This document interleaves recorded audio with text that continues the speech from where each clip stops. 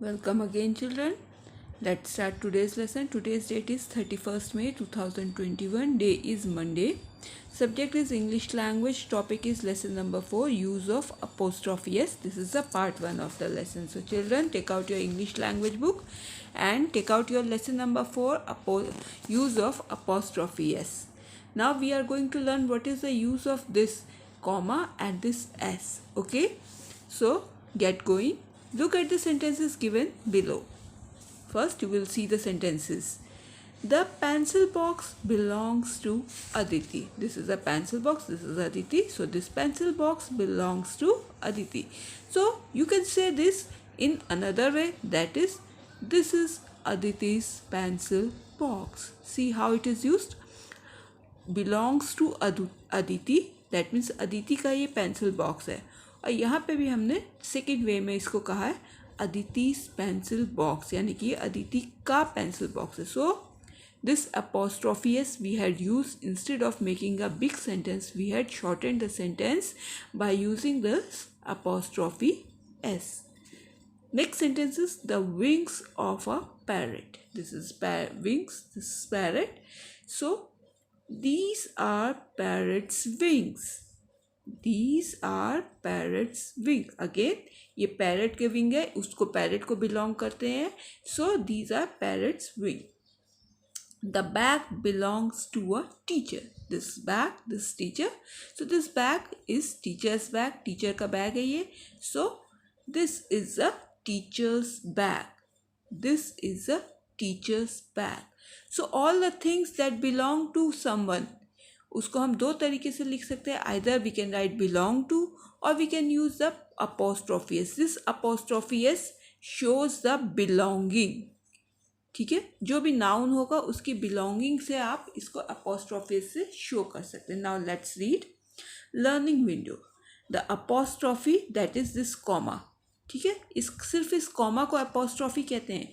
And when we say it fully then it is apostrophe s. Along with s next to the naming word teacher shows possession. ठीक है, the apostrophe along with s next to a naming word shows its position. यानी कि यहाँ पे आपने देखा ये teacher जो है ये एक पर्सन है.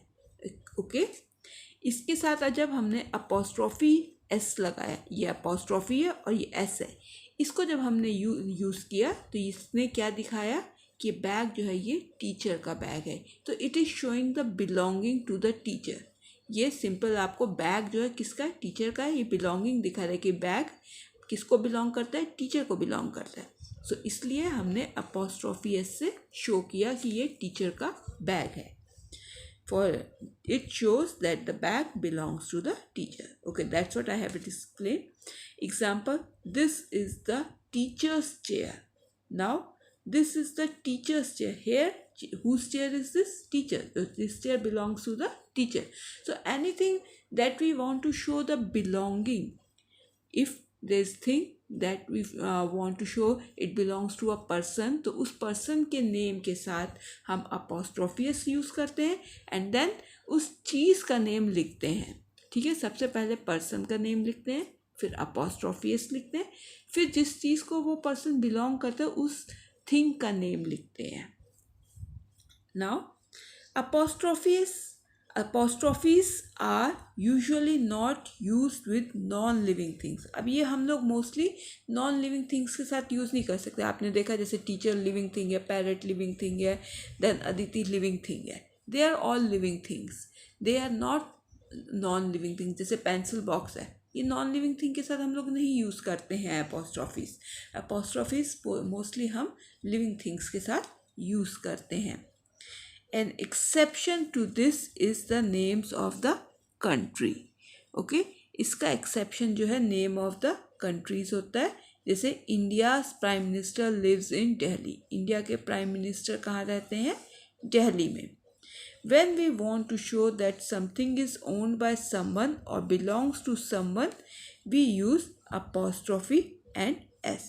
जब हमें ये दिखाना होता है कोई चीज़ किसी ने की बिलोंग करती है या किसी की चीज़ है वो, या किसी like it is your thing, आपकी पेंसिल है, आपका शॉर्पनर है, आपका घर है, आपकी कार है, that means you own the car, you own the pencil and it belongs to you.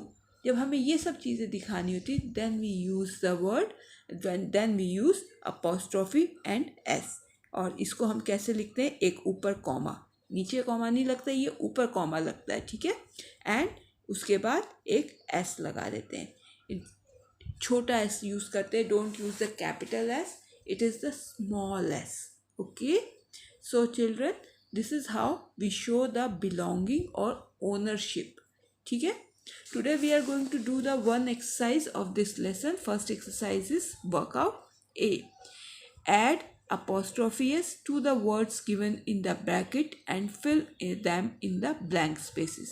यहाँ पे आपको सेंटेंसेस दिए हैं, इन सेंटेंसेस के साथ आपको क्या करना है, आपको अपॉस्ट्रोफी ब्रैकेट में आपको कुछ वर्ड्स दिए गए हैं, उन वर्ड्स के साथ आपको अपॉस्ट्रोफी का यूज़ करना है, अपॉस्ट्रोफी एस का यूज़ करना है, ताकि आपको पता चले किस तरह से वो बिलोंगिंग दिखा रहे हैं। Like dash cat is brown, अभी कैट किसकी है, रोहित की, so this cat belongs to Rohit, so you will write Rohit's cat is brown. Rohit के बाद एक ऊपर कॉमा, फिर S, apostrophe then S, Rohit's cat is brown, Rohit apostrophe S, cat is brown. Hobby is painting, whose hobby is painting, Kiran, so Kiran is, you will write Kiran apostrophe S, hobby is painting, Kiran, you will write Kiran, then अब ऊपर एक comma लगाएंगे, that is apostrophe, then write S, hobby is painting। The dash neck is very long, whose neck is very long, giraffe, so you will write giraffe, spelling of giraffe is already given in your book, so write giraffe apostrophe S, neck is very long, giraffe's neck is very long।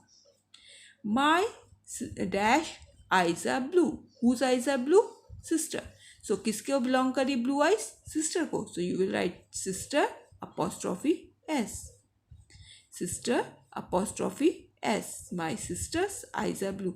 always remember ये comma जो ऊपर आता है नीचे मत लगाइएगा कभी भी, okay। The dash crown is golden, whose crown is golden, king, so you will write king apostrophe S, crown is golden, the king's crown is golden।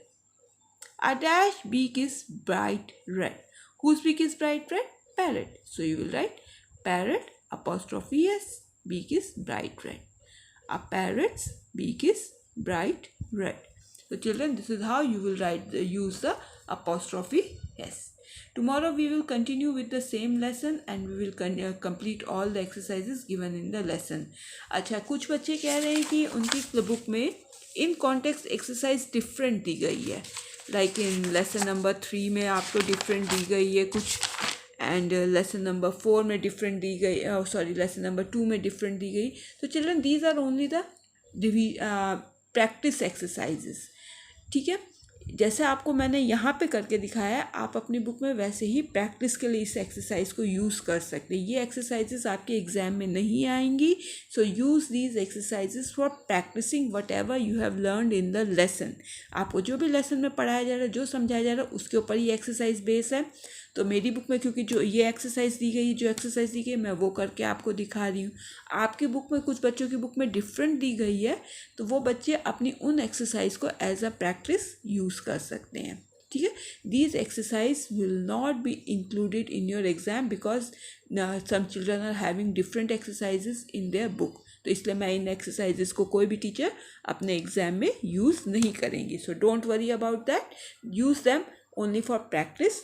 See whatever you have learned from the lesson and use all the learning in your practice by solving these exercises.